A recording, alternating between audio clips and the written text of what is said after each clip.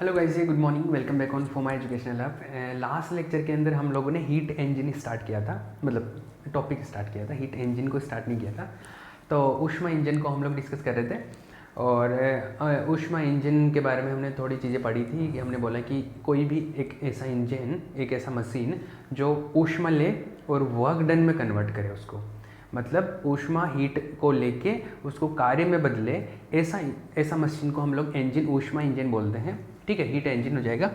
और उसके हम लोगों ने पार्ट्स के बारे में बात की कि उसके जो भाग होते हैं वो मेनली 3 पार्ट होते हैं उसके अंदर। एक तो ऊष्मा स्रोत, एक कार्यकारी पदार्थ और एक सिंक। ये 3 पार्ट होते हैं ना, source, sink and working substance. स्रोत, सिंक और कार्यकारी पदार्थ 3 होते हैं। इसमें से हमने 2 पार्ट तो डिस्कस कर लिए थे, एक तो ये हो गया था अपना और इसके बारे में डिस्कस कर लिया था। लेकिन इसके अंदर अभी मैं ये बता रहा था कि हम लोग एफिशिएंसी के बारे में बात करेंगे, दक्षता के बारे में बात करेंगे। तो let's talk about the efficiency, दक्षता के बारे में हम लोग डिस्कस करते हैं, क्योंकि जनरली जो क्वेश्चन आता है, छोटा क्वेश्चन जनरली दक्षता के बारे में पूछ लेता है ना। तो हम लोग दक्षता के बारे में डिस्कस करेंगे, वो इसी के अंदर चल रहा है एक तरीके से, ये पढ़ रहे थे ना दक्षता के अंदर। तो चलो let's talk about the efficiency, दक्षता दक्षता दक्षता दक्षता दक्षता एफिशिएंसी। इसको एफिशिएंसी को ईटा से रिप्रेजेंट करते हैं। ठीक है, जनरली ये होता है, बाकी तो कोई फ़र्क नहीं पड़ता, ईटा से करो, ए से करो, बी से करो, लेकिन जनरली इससे रिप्रेजेंट करते हैं, तो आपको मालूम होना चाहिए कि क्या है ये। ठीक है, दक्षता। तो दक्षता क्या होती है? जैसे हमने बोला कि कोई गाड़ी है, वो 1 लीटर पेट्रोल में 50 किलोमीटर चल जाता, कोई 1 लीटर पेट्रोल में 60 किलोमीटर चलता। तो वो क्या, उसकी एफिशिएंसी तो है कि वो काम ज़्यादा करके दे रही है, ज़्यादा टायर को घुमा पा रही है ज़्यादा देर तक, या ज़्यादा टाइम तक गाड़ी चल पा रही है। तो ज़्यादा काम करती है, कम काम करती है। तो कितनी % दक्षता है, वो जितना मटेरियल उसको दिया, जितनी एनर्जी दी, उसका कितना वो वर्क कर पाती है, वही तो है दक्षता। तो दक्षता का जो फॉर्मूला है वो इस तरीके से लिखा जाता है, बाद में लिखना है लेकिन पहले समझ लो। इसको ऐसे लिखा जाता है कि जो आप जितना कार्य कर रहे हो ना, कार्य इंजन द्वारा किया गया कार्य, इंजन द्वारा किया गया कार्य, work done by the engine, work done by the engine upon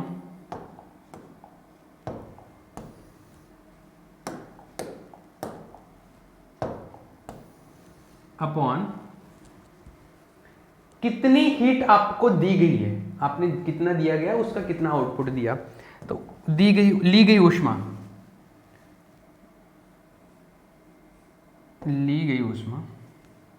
स्रोत से ली गई ऊष्मा, स्रोत से ली गई ऊष्मा, heat taken by the source. मतलब ये है कि वर्क डन W और हीट कितनी ले रहे हैं हम, Q1 ही लेते हैं ना सोर्स से। तो अरे स्रोत से जो हीट लेते हैं हम लोग उसको Q1 ही तो बोलते हैं। ये इधर से जो ली Q1 ही है, वर्क डन कितना हो W, तो W बाई Q1। ये इसको हम लोग क्या बोल रहे हैं, इसको हम लोग बोल रहे हैं ये आपका एफिशिएंसी है। तो इसका पहले डेफिनेशन लिखो, फिर फॉर्मूला लिखना है। डेफिनेशन लिखो, डेफिनेशन क्या हुआ इसको देख के बनाओ। किया गया कार्य और सोर्स से ली गई ऊष्मा का रेशियो तो है, अनुपात ही तो है, ratio of work done by the engine and heat taken by the source. तो लिखो, डेफिनेशन लिखो, the ratio of work done by the engine, the ratio of work done by the engine, the ratio of work done by the engine and heat taken from the source,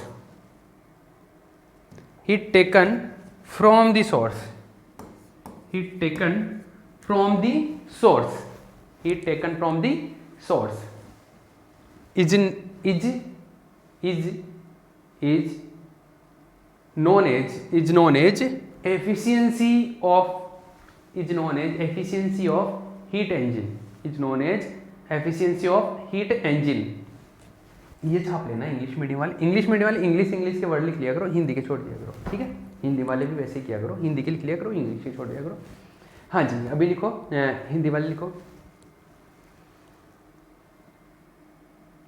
ऊष्मा engine द्वारा किया गया कार्य, ऊष्मा engine द्वारा किया गया कार्य तथा ऊष्मा इंजन द्वारा किया गया कार्य तथा स्रोत से ली गई ऊष्मा, ऊष्मा इंजन द्वारा किया गया कार्य तथा स्रोत से ली गई ऊष्मा, स्रोत से ली गई ऊष्मा का अनुपात, स्रोत से ली गई ऊष्मा का अनुपात,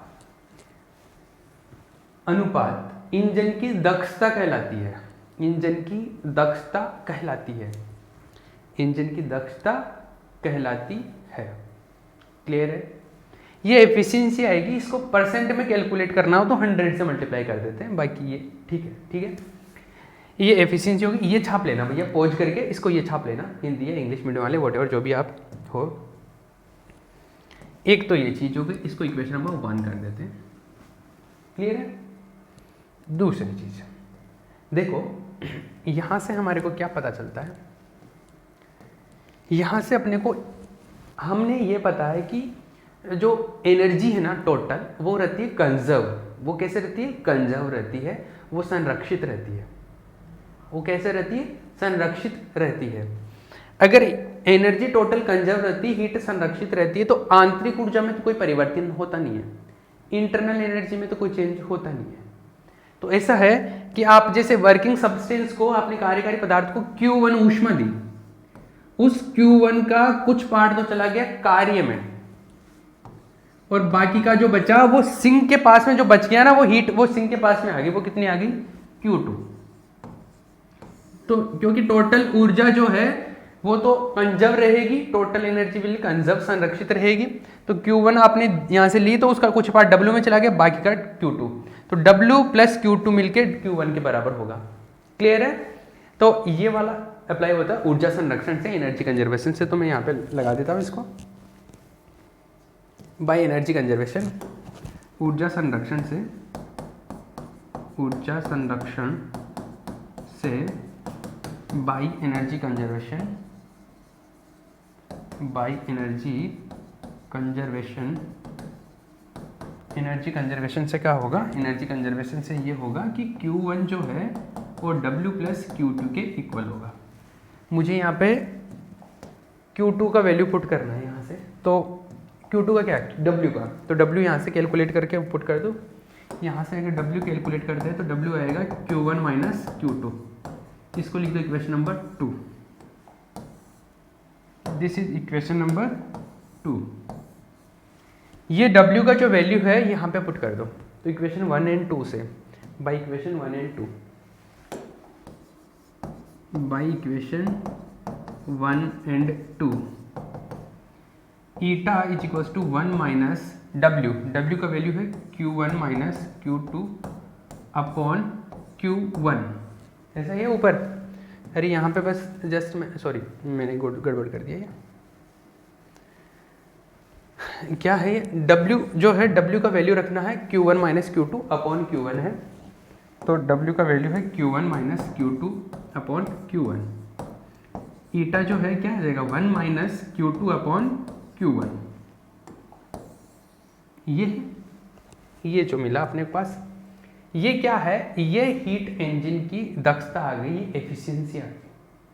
ठीक है, ये क्या आ गई? एफिशिएंसी आ गई अपने पास में। तो ये फॉर्मूला आ गया। कई बार एग्जाम में ये फॉर्मूला दे देता है, बोलता है कि इसकी व्युत्पत्ति करो, इसको डिराइव करो। तो इसको डिराइव करेंगे तो आपको एफिशिएंसी का फॉर्मूला है, तो सबसे पहले तो एफिशिएंसी का फॉर्म परिभाषा देना, डेफिनेशन लिखना, और फिर ये सिस्टम करके यहाँ तक पहुँच जाना है। ठीक है, ये दक्षता आ गई, फाइनल एफिशिएंसी आ गई, दक्षता efficiency.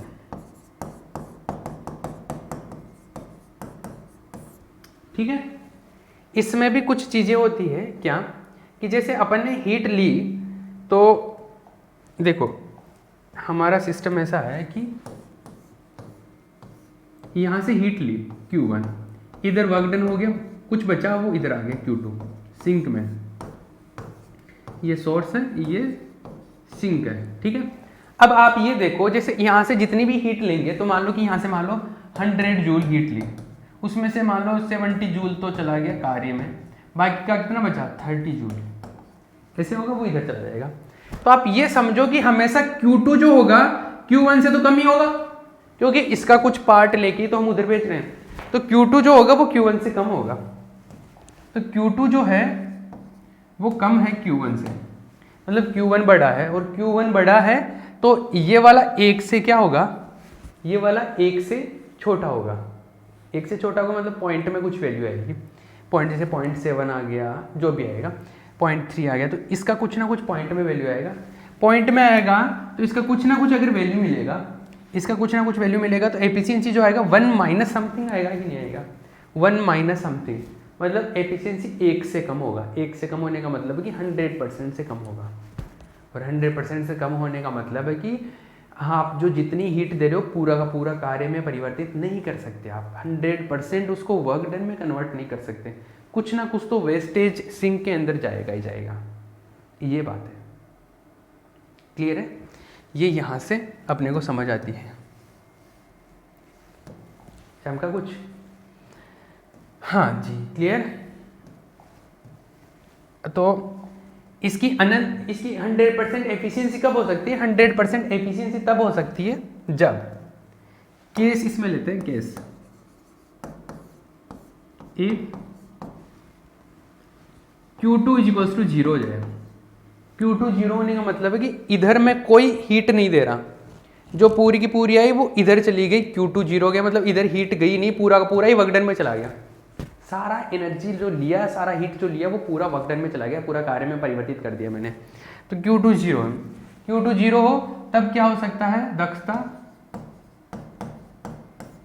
Efficiency 1 minus 0 by Q1, तो ये क्या हो जाएगा 1 का मतलब हो गया, परसेंट में बात करूँ तो 100%, दिस इज 100%। बट ऐसा प्रैक्टिकली पॉसिबल नहीं है, ये हम लोग कहानियों में सोच सकते हैं, मतलब ये थ्योरेटिकल आइडिया है, this is not practically possible. ठीक है, एक केस तो ये हो गया। सेकंड केस की बात करें, सेकंड केस Q1 के बारे में बात करते हैं। Let's talk about Q1। अगर Q1 को मैं इनफाइनाइट कर दूं, case 2, if Q2 sorry Q1, if Q1 is equals to infinite, अनंत, अनंत कर दूं, इसको इनफाइनाइट कर दूं, तो एफिशिएंसी क्या होगी? देन तो efficiency 1 minus Q2 upon infinite, मतलब कि ये 1 माइनस 0 मतलब 1, मतलब परसेंट में बात करूँ तो 100%। ये पॉसिबल नहीं है, क्योंकि अनंत तो कोई चीज़ हो, अनंत ऊष्मा ले रहा हूँ मैं, इनफाइनाइट हीट ले रहा हूँ। इनफाइनाइट का मतलब होता है वैसे जनरल तो हम लोग बहुत ज़्यादा, लेकिन आप इनफाइनाइट हीट ले नहीं सकते ना। इनफाइनाइट हीट का क्या मतलब है? इनफाइनाइट हीट मतलब कितनी ज़्यादा, तो लिमिट कभी पहुंचेगी नहीं इनफाइनाइट पे, तो अनंत ऊष्मा नहीं ले सकते, तो ये भी प्रैक्टिकली पॉसिबल नहीं है, ये भी प्रैक्टिकली पॉसिबल नहीं है। तो ये दोनों चीज़ें प्रैक्टिकली पॉसिबल नहीं होती, इसलिए ये जो है 100% एफिशिएंसी कभी भी इंजन की नहीं हो सकती। कोई भी इंजन बना रहे हो उसकी 100% दक्षता नहीं हो सकती। ये थ्योरेटिकल आइडिया है बस, एक मतलब आप सैद्धांतिक कल्पना कर सकते हो कि ऐसा हुआ तो 100% दक्षता होगी, अदरवाइज प्रैक्टिकली ऐसा पॉसिबल है नहीं। ठीक है, तो ये इसकी एफिशिएंसी आ गई। तो यहाँ पे आप लिख सकते हो, ये छाप लेना पहले तो आप के, हाँ तो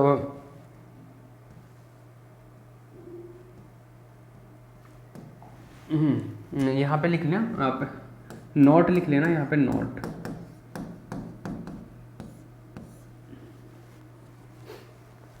किसी भी ऊष्मा इंजन की दक्षता,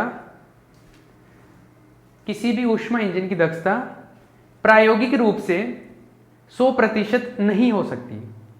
किसी भी ऊष्मा इंजन की दक्षता प्रायोगिक रूप से 100% नहीं हो सकती, प्रायोगिक रूप से 100% नहीं हो सकती।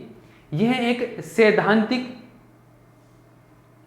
सैद्धांतिक विचार है, भाई हिंदी होगी है, यह एक सैद्धांतिक विचार है या कल्पना है, वॉटेवर, ये एक सैद्धांतिक विचार है। ठीक है, इंग्लिश में लिखो आप।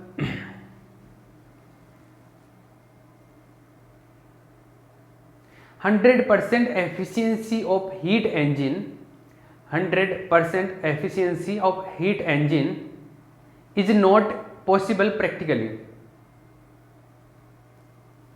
is not possible practically. It is a theoretical concept, it is a theoretical idea, it is a theoretical idea. 100% efficiency of a heat engine is not possible practically, it is a theoretical idea. ठीक है, clear हो गया? Heat engine के बारे में information हो गई. अब सिंक बचा है ना, हमने कहा ये जो तीनों पार्ट्स में से 2 पार्ट कर लिए, अभी सिंक बचा अपने पास में. सिंक के बारे में और डिस्कस कर लेते हैं हम लोग. ठीक है, सिंक के बारे में और बात करनी है. तो सिंक के बारे में भी वही है, सिंक भी स्रोत के जैसे होता है, बस इसका टेम्परेचर क्या होता है, अलग होता है. इसका तापमान जो होता है, इसका स्रोत का T1 होता है, इसका T2 होता है. ये सोर्स का होता है इधर, ये सिंक का होता है. ठीक है, पर ये T1 जो होता है ऑलवेज T2 होता है, जैसे ज़्यादा होता है. ये भी ऊष्मा का भंडारी होता है, ये भी हीट रिजर्वोयर होता है, इसकी भी हीट कैपेसिटी इनफाइनाइट होती है. वो सारी बातें जो इसमें लिखी थी वो इसमें लिखेंगे. तो लिखो नेक्स्ट पॉइंट है सिंक, और ये लास्ट पॉइंट है, फिर ये खत्म हो जाएगा अपना. सिंक, सिंक में लिखो, सिंक के अंदर लिखो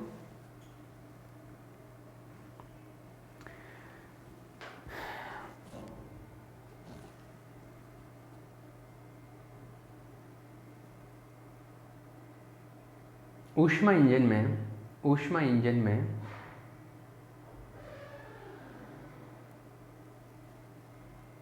कार्य करने के पश्चात, ऊष्मा इंजन में कार्य करने के पश्चात बची हुई ऊष्मा, ऊष्मा इंजन में कार्य करने के पश्चात बची हुई ऊष्मा इंजन के जिस भाग को दी जाती है, बची हुई ऊष्मा इंजन के जिस भाग को दी जाती है उसे सिंक कहते हैं. जिस भाग को दी जाती है उसे सिंक कहते हैं, उसे सिंक कहते हैं.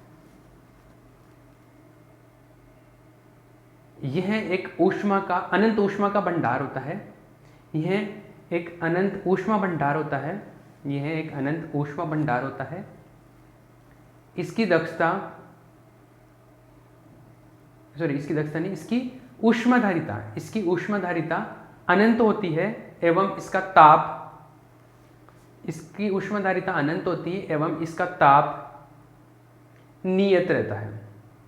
इसका ताप नियत रहता है. सिंक का तापमान स्रोत की तुलना में कम रखा जाता है. सिंक का तापमान स्रोत की तुलना में कम रखा जाता है. सिंक का तापमान स्रोत की तुलना में कम रखा जाता है. सिंक का तापमान स्रोत की तुलना में कम रखा जाता है. राइट, इंग्लिश में लिख लो इसको. तो लास्ट में आप ये लिख लेना हिंदी वाले, T1 is greater than T2. ये लो भैया कंप्लीट हो गया, ये हीट सोर्स कंप्लीट हो गया. इंग्लिश में लिखो भी.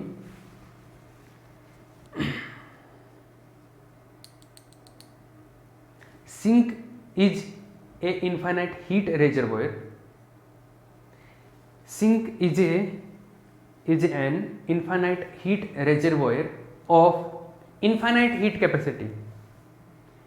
Sink is an infinite heat reservoir of infinite heat capacity with constant temperature T2. With constant temperature T2. The remaining heat after work done. The remaining heat after work done in the remaining heat after work done in the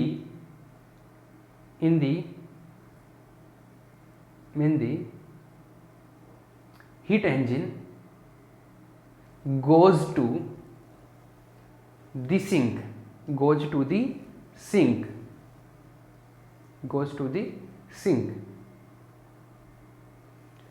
The temperature of sink is generally, is always, लिख लो, the temperature of the sink is always less than the temperature of source.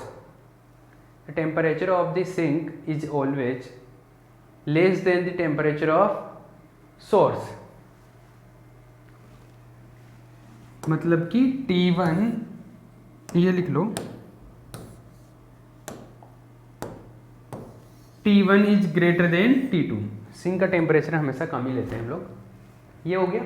ये heat source के बारे में, sorry heat engine के बारे में अपनी बात हो गई। मैं एक बार हीट इंजन को री एक्सप्लेन कर देता हूँ, फिर हम लोग इसको आगे कंटिन्यू करेंगे, ठीक है। तो हीट इंजन को मैं री एक्सप्लेन कर देता हूँ। तो देखो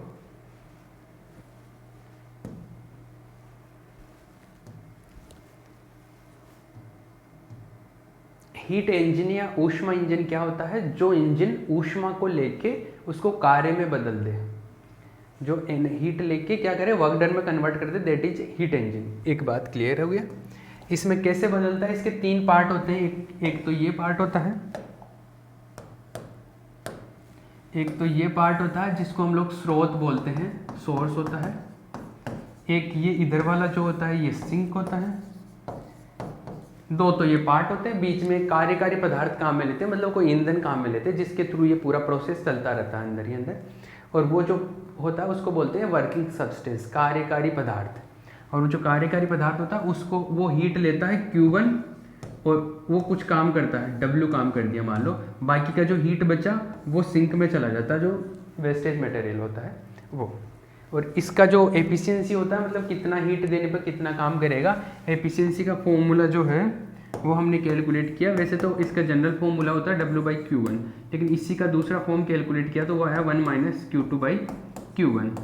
और यहाँ पर हमने कंडीशन लगा के ये देखा कि 100% एफिशिएंसी जो होती है वो प्रैक्टिकली तो पॉसिबल नहीं है, थ्योरेटिकली पॉसिबल हो सकती है। मतलब सोचने को तो हम सोच सकते हैं, लेकिन जब अपने को करने की बारी आएगी रियल लाइफ में तब हम लोग 100% एफिशिएंसी नहीं बना सकते। ऐसा इंजन पॉसिबल नहीं है जिसकी एफिशिएंसी 100% हो जाए, क्योंकि 100% एफिशिएंसी होने के लिए आपको Q2 को 0 करना पड़ेगा या फिर Q1 को इन्फानाइट करना पड़ेगा, और दोनों चीज़ें पॉसिबल नहीं है।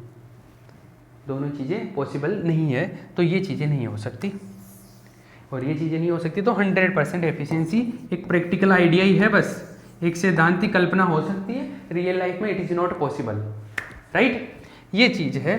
तो ये किसके अंदर हो गया? इसके अंदर ये बात क्लियर हो गई, चमका? क्लियर है ना? ये इसके अंदर हमने डिस्कस कर ली और ये सारी चीज़ें हो गई। इनके टेम्परेचर जो होते हैं वो फिक्स होते हैं। इसका T1 होता है, इसका T2 होता है, जनरली लेने को ऐसे लिखते हैं, ठीक है। ये टेम्परेचर्स होते हैं और बाकी ये ऊष्मा के अनंत भंडार होते हैं। इन्फानाइट हीट कैपेसिटी होती है, मतलब कितनी भी ऊष्मा ले ये ले सकते हैं, इतनी ऊष्मा होती है इनके पास कि दूसरी चीज़ को देने के बाद भी इसकी हीट कम नहीं होती, टेम्परेचर चेंज नहीं होता, ऐसे बोला जाता है। प्रैक्टिकली ये आइडियल कंसेप्ट है, मैं फिर बोल रहा हूँ ये आइडियल कंसेप्ट है। ऐसा कोई भी चीज़ नहीं हो सकती कि जिसका टेम्परेचर कम हो ही ना। होता है, थोड़ा बहुत होगा, वो थोड़ा बहुत होता है, उसको हम लोग मानते नहीं है कि हुआ है, ठीक है।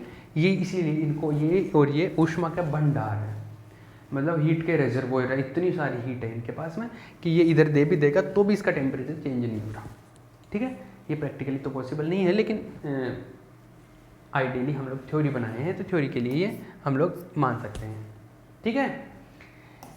ये चीज़ हो गई भैया।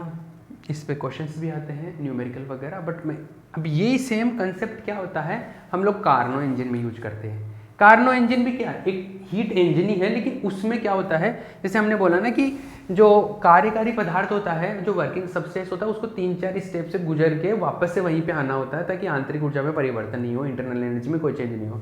तो वो 3-4 स्टेज से हम लोग पास करवा के लेके आते हैं। तो वो जो 3-4 स्टेज है ना, वो कार्नो नाम का एक साइंटिस्ट था, उसने ये फिक्स कर दी कि ये 4 स्टेज से आप गुजर के आओगे तो आपकी जो एफिशिएंसी होगी वो मैक्सिमम होगी, उससे ज़्यादा एफिशिएंसी कभी नहीं हो पाएगी अगर आप इन 4 प्रोसेस को फॉलो करते हुए चलोगे तो। और वो जो 4 प्रोसेस को फॉलो करते हुए जो इंजन बताया उसने, वो कार्नो इंजन है। तो कार्नो इंजन के बारे में हम लोग डिस्कस करेंगे और वो नेक्स्ट लेक्चर से हम डिस्कस करेंगे, ठीक है।